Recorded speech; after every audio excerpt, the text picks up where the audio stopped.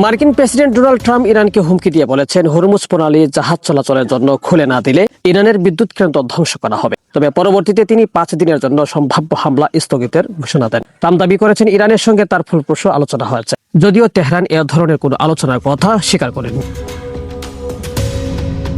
বিশ্বের অন্যতম গুরুত্বপূর্ণ জ্বালানি রুট স্ট্রেট অফ হরমুজ বন্ধ হয়ে যাওয়ায় আন্তর্জাতিক বাজারে তেলের দাম বেড়ে গেছে। এই পথ দিয়ে বিশ্বের প্রায় 20% অপরিশোধিত তেল পরিবাহিত হয়। বিশেষজ্ঞদের মতে পরিস্থিতি এখন কূটনৈতিক দড়ি টানাটানির পর্যায়ে রয়েছে। হামলা স্থগিতের ঘোষণার পর শেয়ার বাজারে ইতিবাচক প্রভাব পড়ে এবং তেলের দাম কিছুটা কমে আসে।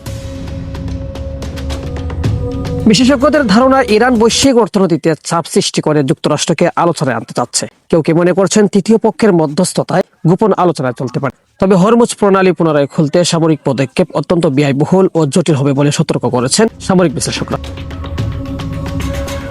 এদিকে তেলের দাম বৃদ্ধির প্রভাব বিশ্বজুড়ে পড়েছে। ইউরোপীয় জ্বালানি ব্যবহার কমানো হচ্ছে, আর এশিয়া ও আফ্রিকার বিভিন্ন দেশে পরিবহন ও ব্যবসার খরচ বেড়েছে। বিশ্লেষকদের মতে এই পরিস্থিতিতে তেল রপ্তানিকারক দেশগুলো লাভবান হলেও আমদানি নির্ভর দেশগুলো বড় ধরনের অর্থনৈতিক চাপে পড়ছে।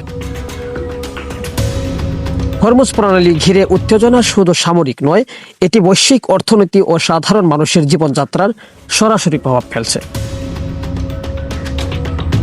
শেখ সাদি, বিডিএস নিউজ।